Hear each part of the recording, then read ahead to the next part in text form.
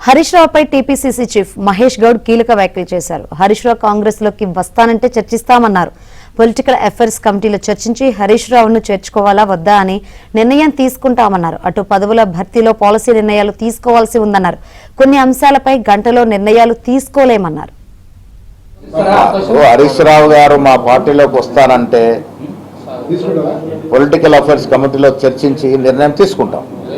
నిజంగా వారు వస్తానని ఒక విషయాన్ని మాకు వెలుబుచ్చితే డెఫినెట్గా మా పొలిటికల్ అఫైర్స్ కమిటీలో చర్చించి తగు నిర్ణయం తీసుకుంటాం.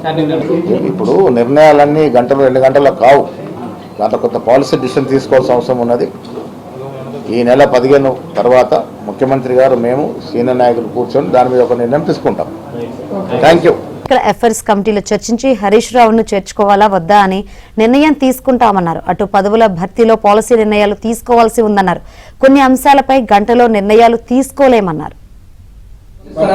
హరీష్ రావు గారు మా పార్టీలోకి వస్తానంటే పొలిటికల్ అఫైర్స్ కమిటీలో చర్చించి నిర్ణయం తీసుకుంటాం.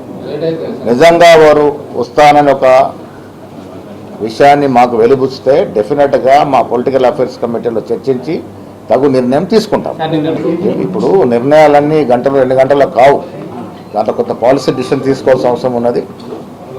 ఈ నెల 15 తర్వాత ముఖ్యమంత్రి గారు మేము సీనియర్ నాయకులు కూర్చొని దాని మీద ఒక నిర్ణయం తీసుకుంటాం. Thank you.